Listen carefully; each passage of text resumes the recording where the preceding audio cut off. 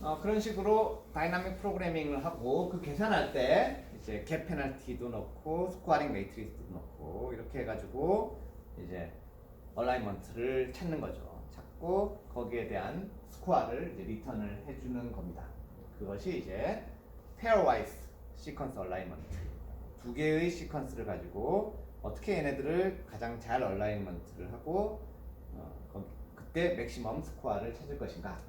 거기에 대한 숙제를 푸는 것이 페어와이스 시퀀스 얼라이먼트입니다. 이렇게 해가지고 뭐 이까지는 그렇게 임프레시브하지 않죠. 근데 이제 이게 성공을 하니까 제가 이제 대학원 박사 때 멀티플 시퀀스 얼라이먼트를 굉장히 사람들이 이제 많이 하기 시작했어요. 그래서 그건 뭐냐? 두 개가 이제 얼라인이 되기 시작하니까 이런 알고리즘을 통해서 되기 시작하니까 그러면은 여러 개를 가지고 비슷한 시퀀스 얼라이먼트를 하는 거는 그것도 뭐 어렵지 않지 않겠느냐? 그렇게 어렵지는 않아요. 예를 들면은 두 개를 얼라이먼트를 한 다음에 그 두 개의 시퀀스를 평균을 내요. 그런 다음에 그 평균 값을 가지고 또 그 다음 것과 얼라이먼트를 하고 뭐 이런 식의 알고리즘들이 나오기 시작을 했습니다. 제일 처음에 나왔던 것이 이제 클러스탈 W라는 클러스탈라는 알고리즘이 나왔었고요. 그래서 가장 비슷한 것들끼리 먼저 얼라인하고 여러 개를 가지고 얼라인할 때 가장 비슷한 것끼리 먼저 얼라인하고 그 다음에 그 다음 비슷한 거를 얼라인하고 그래서 최종 패턴을 찾는다. 뭐 이런 것이 클러스탈 W였고요. 그런 것들이 이제 순서대로 하기 때문에 프로그레시브 얼라이먼트 메소드라고 부르게 되었습니다. 그래서 프로그레시브 얼라이먼트 메소드가 굉장히 어렵지 않고 컴퓨테이션도 그렇게 헤비하지 않고 이렇게 해서 많이 쓰게 됐어요. 근데 문제는 그렇게 정확하지가 않다는 문제가 있어요. 처음에 예를 들면 이런 알고리즘 같은 경우에는 처음에 어떤 굉장히 시밀러한 두 개의 시퀀스가 있고 그게 걔네들이 나머지 거하고는 그렇게 의미 있는 시밀러리티가 없음에도 불구하고 두 개가 굉장히 가까우면 그게 끝까지 그냥 중요한 팩터가 돼버려요. 그런 문제점이 많이 생깁니다. 그래서 사실 프로그레시브 얼라이먼트는 그렇게 정확하지는 않아요. 그래서 저번에 말씀드렸던 그 프로파일 형태의 얼라이먼트, 프로파일 형태가 훨씬 더 좋은 모델이 되는 거죠. 히든마르크 모델 같은 것이. 어쨌든 그래도 이게 편리하기 때문에 많이 쓰이게 됩니다. 그래서 뭐 대표적으로 썼던 게 이제 클러스탈, 뭐 커피, 그다음에 디얼라인, 다이얼라인 뭐 이런 것들이 많이 쓰였고 그거를 비주얼라이제이션 해주는 걸로 AMS 뭐 이런 것들이 나오게 되었어요. 그래서 그 논문에서 이런 것들을 많이 보셨을 거라고 생각하는데 벌써 한 20년 전부터 어떤 단백질을 연구를 한다 그러면은 적어도 그 단백질에 비슷한 시퀀스를 가진 애들 한 10여 개는 찾아가지고 이런 식으로 얼라이먼트를 해가지고 보여주고 그러면서 그 단백질에 대해서 중요한 것들이 시퀀스가 어디 있고 이런 것들이 가능하게 된 게 벌써 한 20년 정도 됐고 이런 티커피나 이런 것들은 저도 써봤는데 어렵지도 않아요. 그냥 시퀀스 찾아가지고 딱 넣고 그냥 돌리면 바로 나오거든요. 그래서 이런 것들은 여러분들이 나중에 논문 쓸 때 꼭 해보고 뭐 그렇게 정확하지 않더라도 적어도 보기에 좋잖아요. 보기에 굉장히 좋은 결과들을 리턴을 해주기 때문에 이런 것들을 사용을 해볼 필요가 있다라는 거죠. 그래서 이런 것들이 이제 멀티플 시퀀스 얼라이먼트 여러 개를 가지고 시퀀스 얼라이먼트를 하는 방법이고 그걸 아주 정확하게 하려면 히든 마르코프 모델을 써야 된다라는 거죠. 그래서 그것이 이제 논문 쓸 때 좀 유용한 팁이 될 것 같아요. 자, 근데 이제 뭐 그거는 보기에 좋게 데이터를 만들어 준다는 데 의미가 있는 거고 실제로 굉장히 유용한 거는 데이터베이스 서치. 그래서 이제 블라스트라는 것이 먼저 파스타라는 게 먼저 나오고 그 다음에 블라스트가 나오면서 사실 시퀀스가 우리 연구에 실질적인 도움이 되기 시작을 했습니다. 자, 근데 이것이 아까 배웠던 다이나믹 프로그램이나 이런 것들을 쓰고는 있지만 그런 것들을 아주 또르하게 정확하게 쓰지는 않아요. 그냥 어설프게 이제 갖다 쓰는 겁니다. 왜냐하면 왜 그렇게 해야 되느냐? 다이나믹 프로그램은 굉장히 정확할 수 있는데 컴퓨테이션 타임이 엄청나게 깁니다. 그래서 두 개의 시퀀스를 온라인 할 때 이 정도 같은데 거기다 데이터베이스까지 포함되면 이 정도의 오퍼레이션 타임이 들어가는 거예요. 무진장 많은 시간이 걸리게 되는 거예요. 그래서 이렇게 해가지고는 우리가 데이터베이스의 도움을 받을 수가 없다. 그래서 이 블라스트를 만든 사람들은 이제 훨씬 더 빠른 방법을 고안을 하게 된 거죠. 그래서 이제 레피드하고 휴리스틱한 방법을 만들게 됐는데, 휴리스틱의 뜻은 뭐냐 하면은 했더니 되더라. 공학에서는 좀 많이 쓰는 거죠. 이게 사실은 여전히 뭐 비행기가 뜨는 원리를 잘 모르는데요. 사람들은 비행기 날개 위에 지나가는 공기와 아래에 지나가는 공기의 속도를 조절을 하면은 비행기가 이렇게 뜨게 된다라고 이렇게 설명을 하는데, 실제로 재보면 두 개의 차이가 없다라고 합니다. 그래서 제가 비행기 전공하는 애가 얘기를 해주던데 아직 모른다, 비행기가 왜 뜨는지. 그런 게 이제 휴리스틱한 방법이에요. 왜 뜨는지 모르지만 되더라. 되니까 우리는 계속 그거를 가지고 계속 쓰고 계속 발전시킨다. 이것이 이제 휴리스틱 메소드의 약간 의미입니다. 그러니까 워킹을 잘 하더라. 그게 아주 정확하다라고 증명이 돼서 하는 게 아니라 그냥 써봤더니 잘 되더라. 그래서 이제 쓰는 방법입니다. 무슨 말이냐? 틀릴 가능성이 꽤 있다 라는 거를 언제나 염두에 두고 써야 된다는 얘기입니다. 어쨌든 그런 건데, 방법은 뭐냐? 빠르게 만든 방법이 뭐냐? 이게 뭐 비슷한 것까지 다 따져가면서 이렇게 하려니까 너무 시간이 오래 걸리더라는 거죠. 그래서 무조건, 근데 컴퓨터가 굉장히 잘하는 거는 정확한 매치는 굉장히 잘 찾더라는 거예요. 굉장히 빠른 속도로 찾더라. 이 데이터베이스를 그냥 스캔하는데 몇 초 안 걸리더라. 그래서 그러면 우리가 어떤 인풋을 가지고 비슷한 걸 찾아달라, 어떤 시퀀스를 가지고 비슷한 걸 찾아달라. 그러면은 이 블라스트는 어떻게 하느냐? 이렇게 계속 잘라요. 3개씩, 주로 블라스트는 3개씩 자르는데 단백질은 3개, 3개, 3개 이런 식으로 계속 자르면서 자른 걸 가지고 데이터베이스에 확 그냥 집어넣는 거죠. 쭉 스캔을 해버리는 거예요. 그렇게 해가지고 뭔가 뭐 지금은 약간 변형되는 거, 이 약간 변형까지 집어넣어요. 데이터베이스에는 요 3개만 집어넣는 게 아니라 요 3개에서 약간 변형시켰을 때 블라스터 매트릭스로 돌렸을 때 몇 점 이상까지는 같은 걸로 가가지고 그것까지도 다 돌리는 방법으로 하는데, 어쨌든 그렇게 짧은 시퀀스를 가지고 이그젝트 매치를 찾는 겁니다. 이그젝트 매치를 찾은 다음에 그 다음에 그 이그젝트 매치에서부터 양쪽으로 다이나믹 프로그래밍을 시작을 하는 거예요.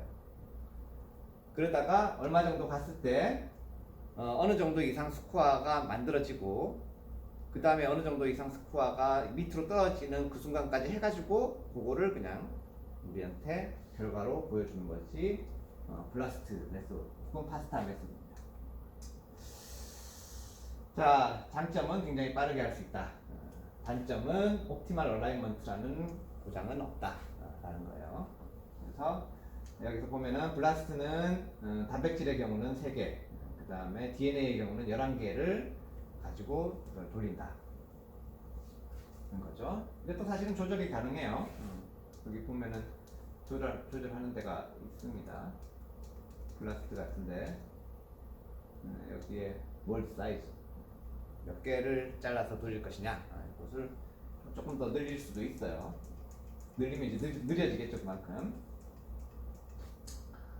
뭐 그래서 그런 식으로 해서 이렇게 쭉 넣으면은 그 다음에 데이터베이스 정해주고 뭐 이렇게 해가지고 블라스트를 하면은 이제 몇 분 뒤에 결과를 알려주게 되는 것이 이제 블라스트입니다. 굉장히 편리하고 한데 사실 우리는 그렇게 이제 블라스트의 효용성을 더 높여서 쓸 수도 있어요. 그래서 그것도 좀 설명을 하도록 하겠습니다. 어쨌든 이런 것들을 조절을 할 수가 있고, 뭐 데이터베이스를 이렇게 좀 조절을 할 수도 있고, 뭐 필터는 이제 의미가, 그러니까 리피트 시퀀스가 굉장히 많다든가, 뭐 의미가 없는 시퀀스가 어떤 시뮬라리티가 굉장히 높은 것들이 많이 있다든가 이런 것들을 지워주는 거예요. 그런 것들은 찾아도 무시해라 뭐 이런 식으로 넣어주는 것들이 이제 필터라고 할 수가 있는 거고, 이 밸류 같은 경우는 우리가 좀 정확하게 알고 해석을 할 수 있어야 되고, 월드 사이즈는 아까 말씀드린 그 시드가 되는 시퀀스의 사이즈가 되는 거고, 그다음 스코어링 매트리스도 계산된 것을 우리한테 알려줍니다. 그런 것들을 여기서 좀 변화시킬 수가 있다는 거죠. 그래서 이렇게 블라스트 뭐 이런 것들을 돌려보면 이렇게 나오는데, 여기 보통 결과가 이렇게 나오는데 스코어가 이제 스코어링 매트리스로 계산이 된 겁니다. 그 다음에 이 밸류는 좀 이따 설명하겠지만 이것이 이제 랜덤한 시퀀스보다 의미 있는 시퀀스일 확률을 얘기하는 거고, 10의 마이너스 110 이성 뭐 이렇게 되면 굉장히 그 의미는 높은 거죠. 그래서 그거를 이런 식으로 리턴을 할 수도 있고, 보시다시피 10의 마이너스 110 이상 정도 되면은 이그젝트 매치예요. 100개 이상의 200개의 아메시드가 이그젝트 매치일 때 이 정도 숫자가 나옵니다. 그래서 똑같은 거다, 베이지컬리 똑같은 거다라고 얘기를 할 수가 있고, 아니면 뭐 이런 식으로 10개를 찾았으면 10개에 어떻게가 달라졌느냐 이런 것들을 이런 식으로 표현을 할 수도 있다는 거죠. 그거고, 파스타는 요즘 거의 안 쓰니까 거의 파스타에 대해서는 몰라도 될 것 같고, 이런 것들이 이제 주의를 해야 되는 것이다. 블라스트는 실제로 많은 걸 놓친다, 중요한 것들을 놓치는 것들이 꽤 있다라는 거죠. 그 다음에 이 밸류는 이렇게 해석하면 된다. 뭐 E에 얼마라고 나오지만 이 뜻이거든요.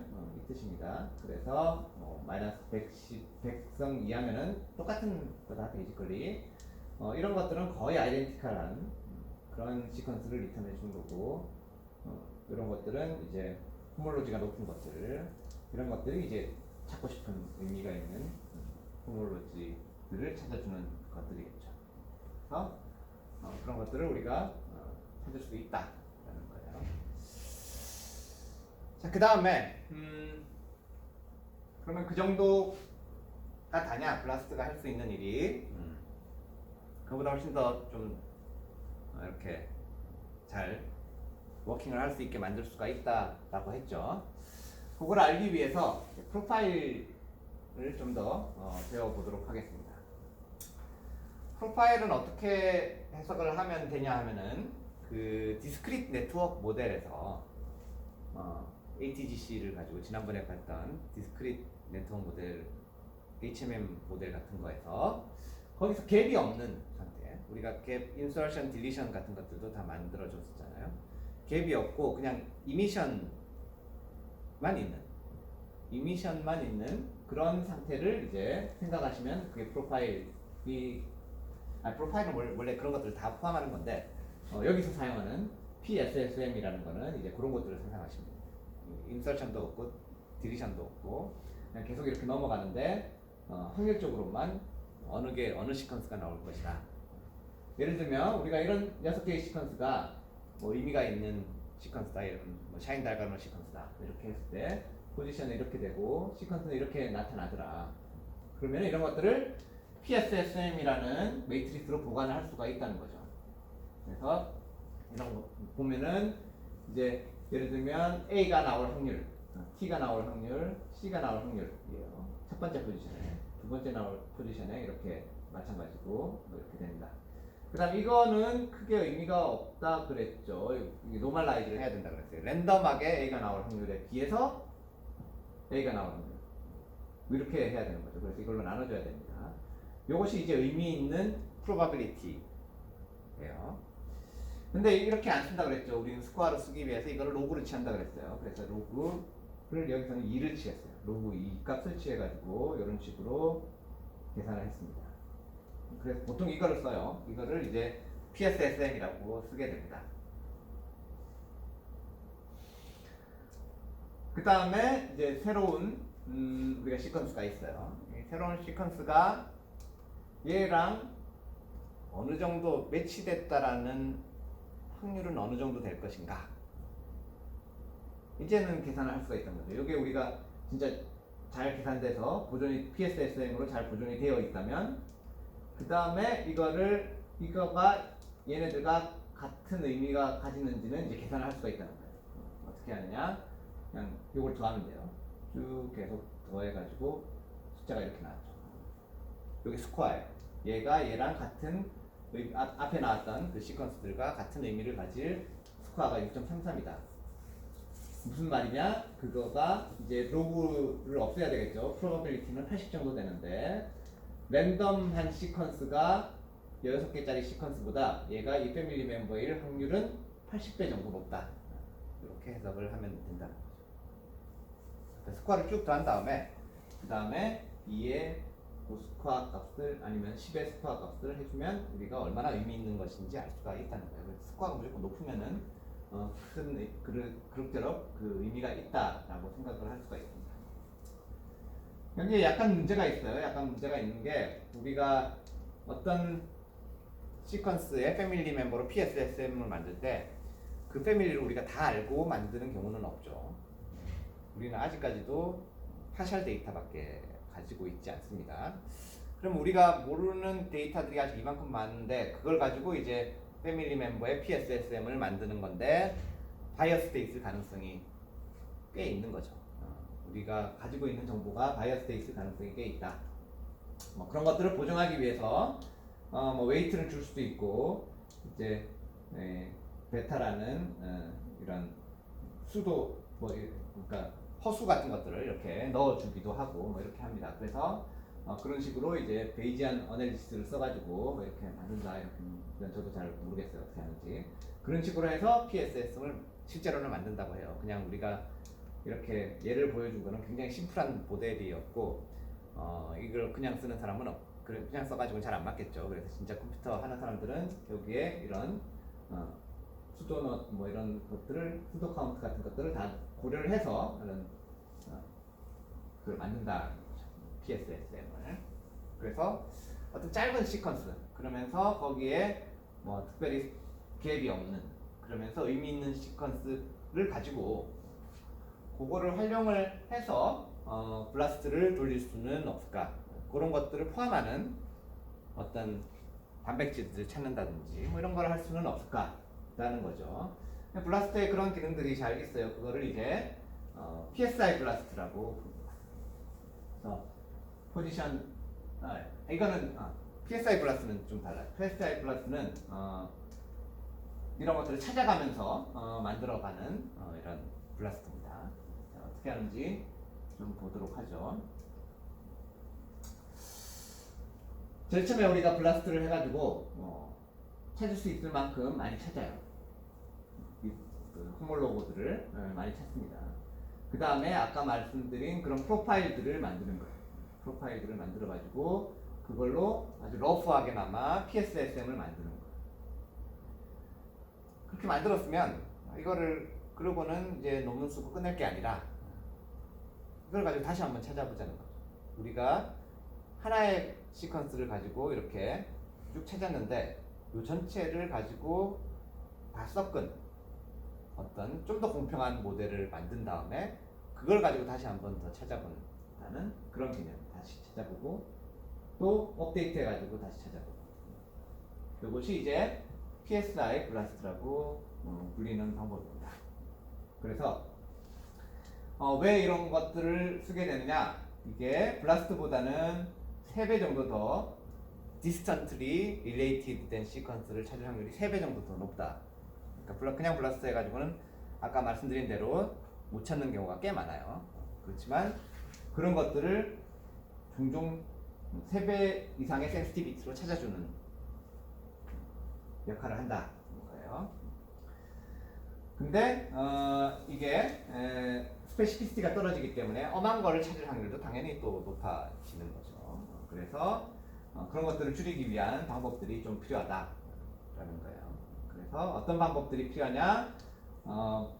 필터링을 좀 더 강력하게 해야 되고 이 밸류, 우리가 찾고자 하는 이 밸류를 더 낮춰줄 필요가 있다.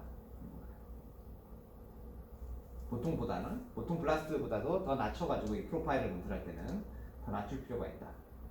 거죠. 그러고 나서도 이 매번 나오는 이 아이트레이션 하기 전에 매번 유전자들을 검증해가지고 엄한 게 들어가 있는지를 이렇게 일일이 검증해서 빼야 된다. 그거를 빼줘야 되고, 그래서 unrelated 된 진들을 매뉴얼리 이제 없애주지 않으면은 이게 정확도가 떨어지게 되고, 아이트레이션 숫자도 너무 많이 하지 말고 한 3번에서 5번 정도, 요거를 3번에서 5번 정도로 제한적으로만 사용을 하면 훨씬 더 좋은 결과를 얻을 수 있다라는 겁니다.